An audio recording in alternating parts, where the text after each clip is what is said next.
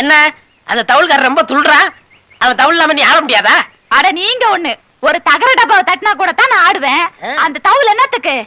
உங்க நாதஸ்வரம் தான் எனக்கு வேணும். ஒரு சின்னஞ்சிரிசுக அப்படி இப்படி இருக்கும், கண்டுக்காம ஒதுங்கிற வேண்டியதானே. வைக்க பொருளை கொடுத்த நாய் மாதிரி.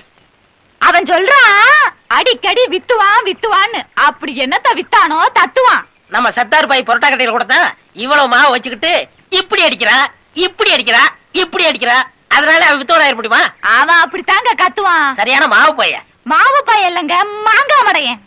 நம்ம ரெண்டு பேரையும் அண்ணன் தங்கச்சிக்கு நினைச்சு ஏமாந்துகிட்டு இருக்கிறான். ஒரு நாளைக்கு நாதஸ்வரத்தை எடுத்து நடு மண்டையில நச்சுன்னு அடிச்சு விட்டு நான் ஜெயிலுக்கு போயிடுறேன். ஐயோ அப்படி எல்லாம் செஞ்சிடாதீங்க.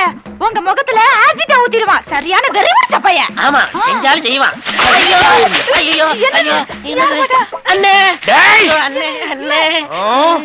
அடி அடே அடடி. ஏண்டி ஆசிட் ஊத்துற மூஞ்சி அடியுது? ஏற்கனவே 7-8 தடவை ஊத்துன மாதிரி இருக்கு. இந்த மூஞ்சியில இன்னும் நான் எத்தனை தடவை ஆசிட் ஊத்துறது? ஆசிட்டுக்கு உண்டான மரியாதையை கெடுத்துட்டியேடி. ஏண்டி தகர டப்பாவுல பெயிண்ட் அடிச்சு அதை இவரு தட்டினா நீங்க அப்படியே தில்லான ஆடிடுவீங்களா? ஏண்டா டேய், நாதஸ்வரத்தை எடுத்து நச்சுன்னு நடுமண்டையில அடிச்சிருவியா? ஏண்டி எச்சிக்கல நாய? ஏய், என்ன பத்தி உனக்கு தெரியுமல்ல? வாயில குழாய வச்சு ஊதுற உனக்கே இப்படி இருந்தா 2 கையிலையும் தவுல் அடிக்கிற எனக்கு எப்படி இருக்கும்? ஒண்ணு என்னடா அண்ணே. என்ன? எங்களை ஆசீர்வாதம் பண்ணுங்க. ஊருக்குள்ளே இருக்காதீங்க.